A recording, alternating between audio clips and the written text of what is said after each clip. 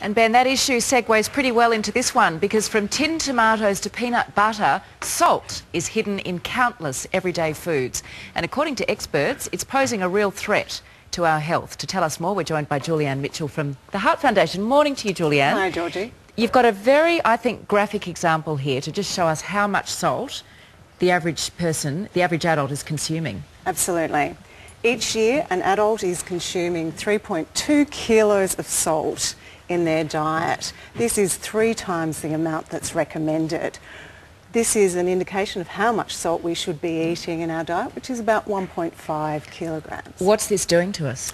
This is actually increasing... Killing us. Yes, it is. It's killing us, basically. It's increasing our blood pressure, which is a risk factor for heart disease, the #1 killer of men and women in Australia. I think the big problem, isn't it, that salt is so cleverly, if you like, hidden in so many foods. I know you've got some examples here to show us.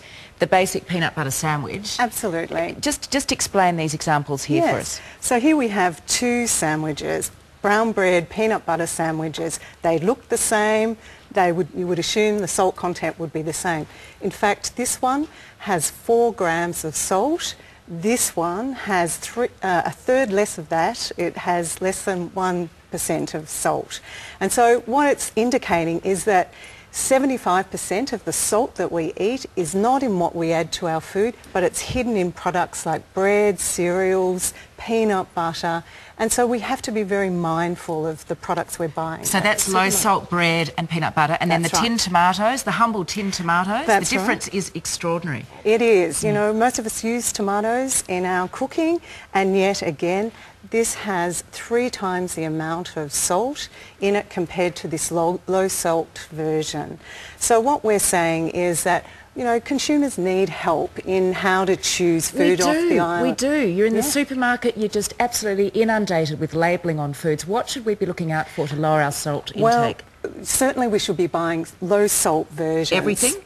Yes, look, you know, there is a small amount of salt that's needed in food to preserve it, but there's too much salt in a lot of our food products, and that's why the Heart Foundation is calling for action on this.